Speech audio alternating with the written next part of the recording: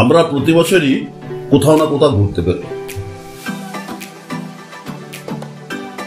সারা ভারতের বিভিন্ন প্রান্তে এত সব সুন্দর জায়গা রয়েছে, ভাবা যায় না।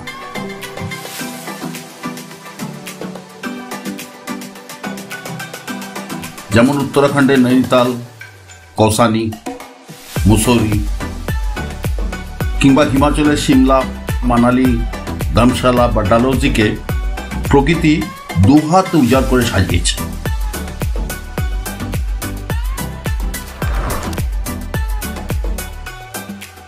এবারে উত্তরবঙ্গ ভ্রমণের আগামী পর্বে আমরা পৌঁছব লেপচা জগৎ।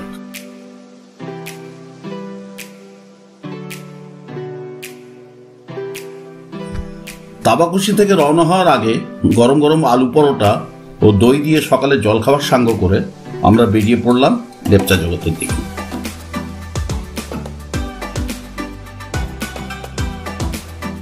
যে ছেলেটি জিপ চালাচ্ছিল দেখে মনে হচ্ছিল শিক্ষানবিশ। ওর চালানো দেখে পাহাড়ে একটু ভয়ই লাগছিল। যাই হোক, আমরা ক্রমশ এগিয়ে চললাম। লেপচা জগৎ অনেক উঁচুতে হলেও রাস্তা অতটা ভয়াবহ নয়।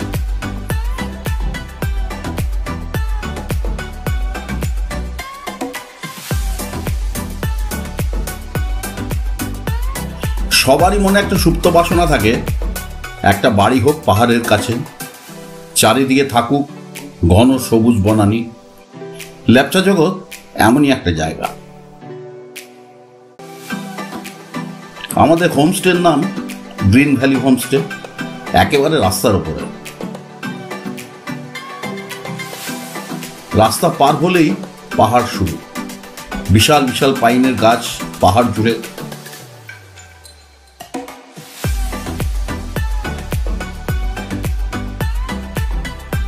এ রাস্তায় অনেকগুলো হোমস্টে আছে।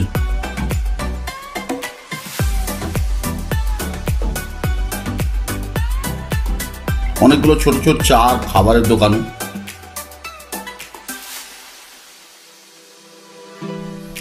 এত ভয়ঙ্কর ঠান্ডা একেবারে জমিয়ে দিচ্ছে। সারাটা দিন কাঁপতে কাঁপতে চা আর কফি খেয়ে কাটালাম। এত ঠান্ডা সবাই দুটো করে কম্বল নিয়েছিলাম। হোমস্টে থেকে খাবারের সাথে ফ্লাস্কে করে গরম জল দিয়ে গেল।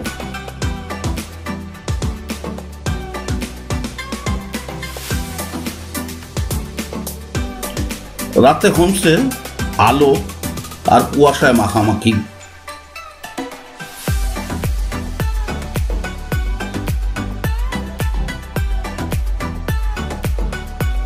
পরদিন সকালে রাস্তা পার করে পাহাড়ে উঠলাম।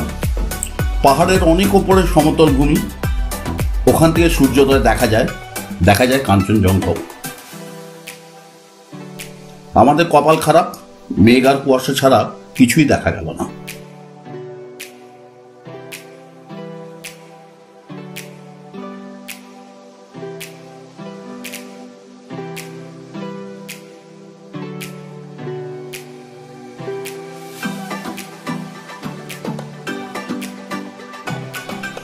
লেপচা জগৎ ছেড়ে সকাল 10টা নাগাদ রওনা দিলাম দার্জিলিংয়ের পথে।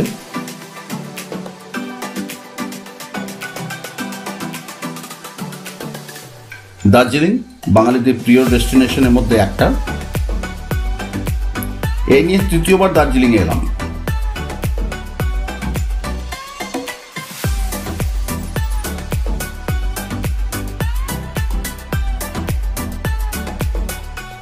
আমাদের হোমস্টেটা ম্যালের খুব কাছে।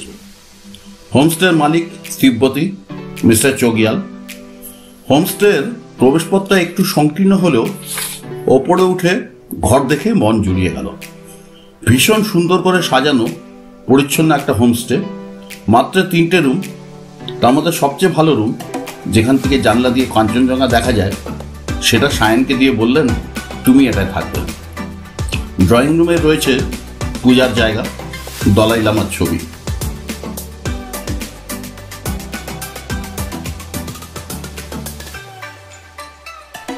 বিশাল কারুকার্য করা কাঁচের টেবিল, একটা ভিন্ন পরিবেশে ভিন্ন সংস্কৃতিকে আবিষ্কার করা।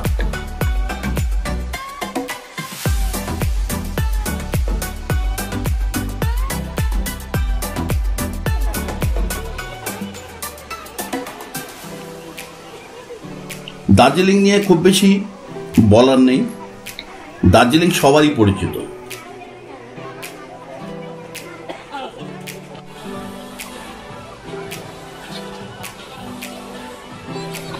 আমরা লাঞ্চের জন্য গ্লেনারিজে গিয়েছিলাম।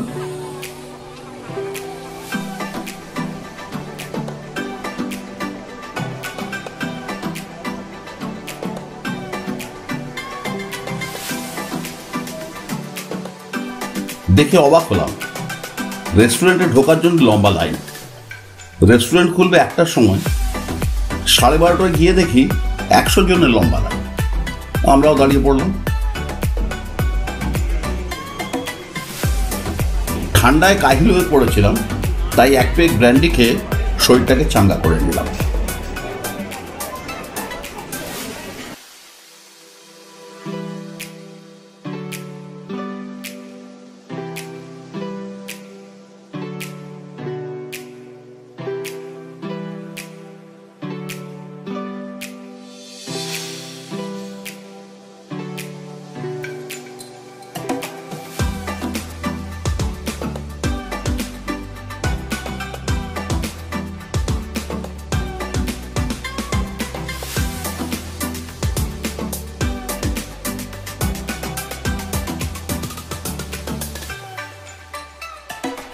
বিকেলে মেলে ঘুরতে গিয়ে অবাক কাণ্ড। একটি মেয়ে হঠাৎ এগিয়ে এসে বলল, আপনি সুরজিৎ দা না? তারপর নিজেই বলল, আপনি হয়তো আমাকে চিনতে পারেননি, আমি শান্ত সঙ্গীত স্কুল কানপুরের ছাত্রী। যেমন অবাক হয়েছিলাম তেমনই ভালো লাগলো। কানপুর থেকে এত দূরে এসেও একজন পরিচিতের সঙ্গে দেখা হয়ে গেল।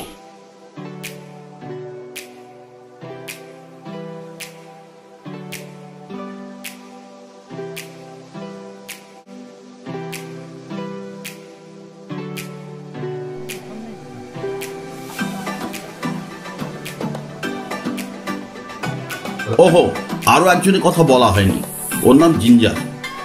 চোগিয়ালজির পোষ্য বেড়াল, ভীষণ আদুরে। সায়নকে খুব পছন্দ।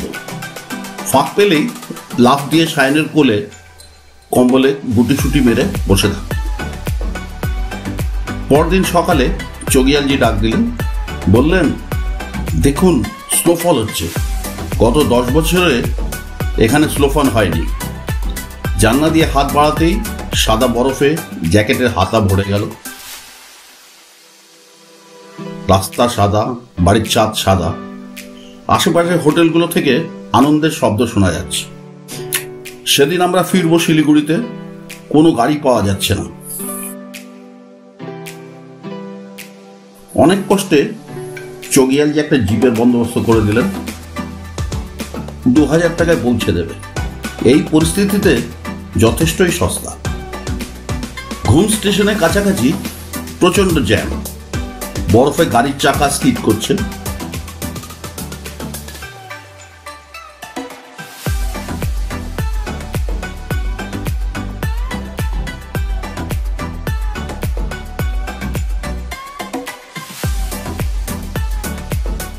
আমাদের পাশ দিয়ে আওয়াজ করে চলে গেল টয় ট্রেন।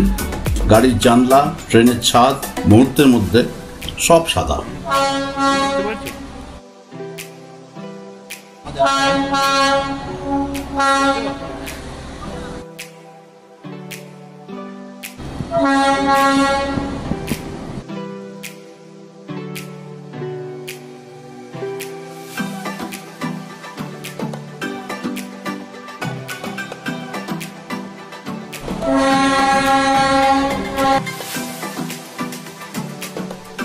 ক্রমশ স্নোফল কমে এলো।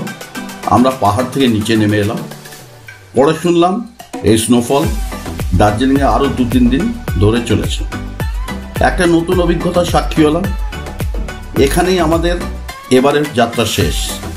শিলিগুড়িতে 1 রাত কাটিয়ে আমরা চললাম কলকাতার দিকে।